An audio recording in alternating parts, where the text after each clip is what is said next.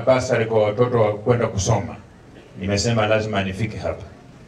Na nimefurahi nimwangalia ameongeza pesa ya basari ya watoto, hasa watoto wale wasichana. Tukikuwa hapa na leo ni siku ya masomo. Function hii haiwezi kaisha kabla hatujazungumzia maneno ya teenage pregnancies. Kuna wale wanaume ambao wako na mazoea, wako na tabia mbaya ya kufinyia watoto ya shule macho.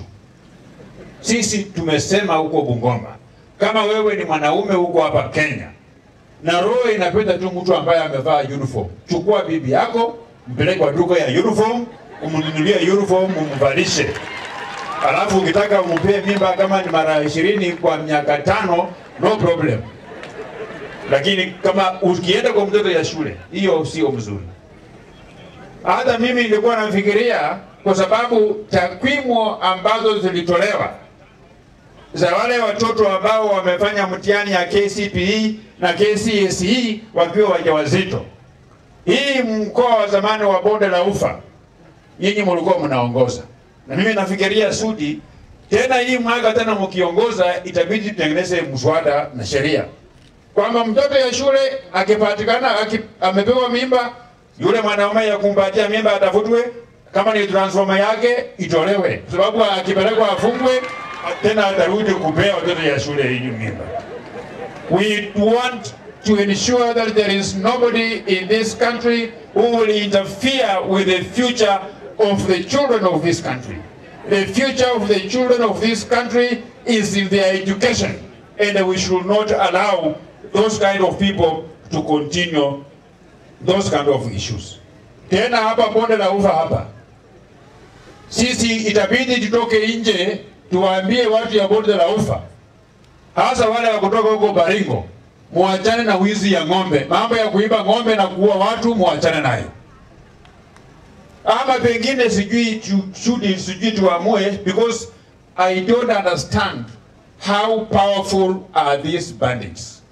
If they are powerful the way we are seeing the main people, pengine sasa tuwachukue, tuwapatie bunduki, waingie kwa jeshi la Kenya, waende huko Boni Forest, wapambane na Al-Shabaab.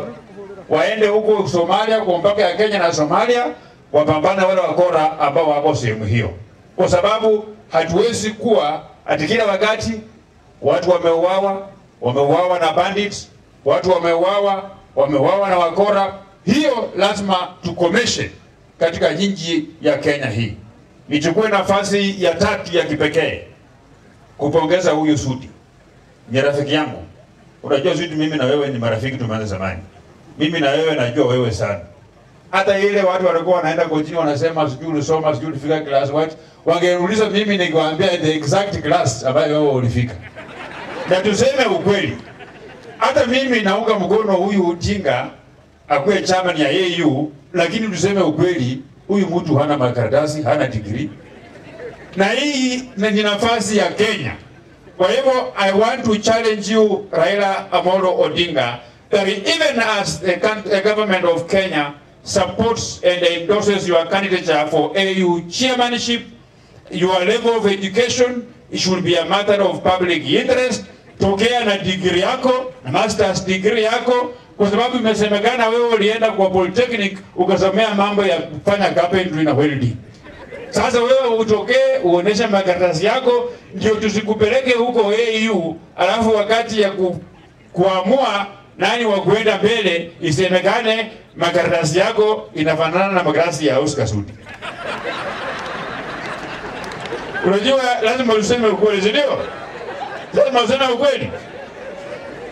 Lazima tuseme ukweli. Huyu makaratasi ya Sudi ni ya engineering tu ya kuunganisha mawaya hapa mashine yetu ya Kenya hapa, lakini kama kuna umbali ambaye inaweza fika hiyo makaratasi ya Sudi inafika Tanzania, Uganda, hapa mbele hapa, lakini kule kwa AU ikifika huko na kuwa na matatizo.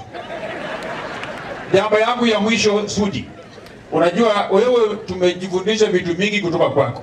Nataka pia leo nikufundisha kitu moja ile ambayo mimi nimefanya huko kwangu. Hata wewe ufanye hapo kwako hapa Kapseret. Kuna hii pesa, unajua sasa hii sisi ndio tuko kwa serikali.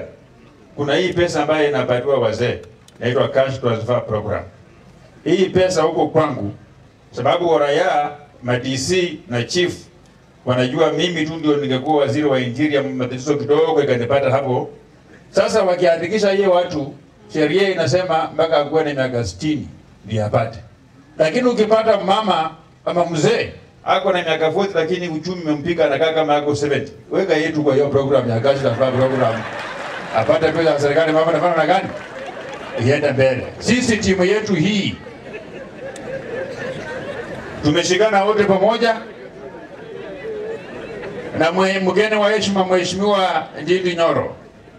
Huyu Ndindi Nyoro ni rafiki yangu sana. Mimi na yeye tumependana kabisa. Wakati tumefika na ndio muona tunatembea kwa kushirikiana kwa maendeleo. Si maendeleo tu ya CDF peke yake, iko vitu mingi. Wakati tumefika bunge, mimi Sudi na huyu Ndindi Nyoro alikuwa na bibi. Tumefanya mpango mpaka tukamkalia mpaka akaoza yako na bibi na watoto watatu.